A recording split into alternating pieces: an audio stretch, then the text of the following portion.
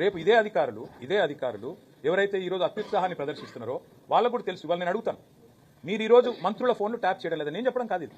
కోమటిరెడ్డి వెంకటరెడ్డి గారు, ఒక మంత్రి గారు, ఉత్తమ్ కుమార్ రెడ్డి గారు కొంతమంది జర్నలిస్టులతో మాట్లాడుతూ మా ఫోన్లు మాట్లాడలేకపోతున్నాం మేము, మా ఫోన్లు వింటున్నారు అంటే ఆ జర్నలిస్ట్ గారు కథనం రాసినారు. ఇంతవరకు ప్రభుత్వం దాన్ని ఖండించిందా? పోలీసులు ఖండించారా? ఇవాళ మంత్రుల ఫోన్లు వినడం లేదా? ప్రతిపక్ష నాయకుల ఫోన్లు ఈ రాష్ట్రంలో ఇవాళ ట్యాప్ కావడం లేదా? బ్రదర్, నేనేమంటున్నా అంటే వాళ్ళకు కూడా తెలుసు, పోలీసు వాళ్ళకు కూడా, ఇది కేవలం వాళ్ళు బలి పశువులు అయ్యే ఒక కార్యక్రమం. ముగ్గురు మంత్రుల మధ్యన పంచాయతీ, ముఖ్యమంత్రికి ముగ్గురు మంత్రుల మధ్యన వాటాల పంచాయతీ. పల్లైంది ఎవరు? ముగ్గురు జర్నలిస్టులు.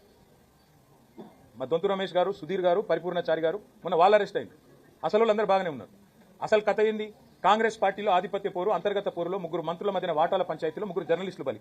అదే పద్ధతుల్లో ఇప్పుడు ఫోన్ ట్యాపింగ్ వ్యవహారంలో కూడా ఈ దిక్కుమాలిన రాజకీయ క్రీడలో, ఈ వికృతమైన క్రీడలో రేపు బలు పశువులు అయ్యేది అధికారులు.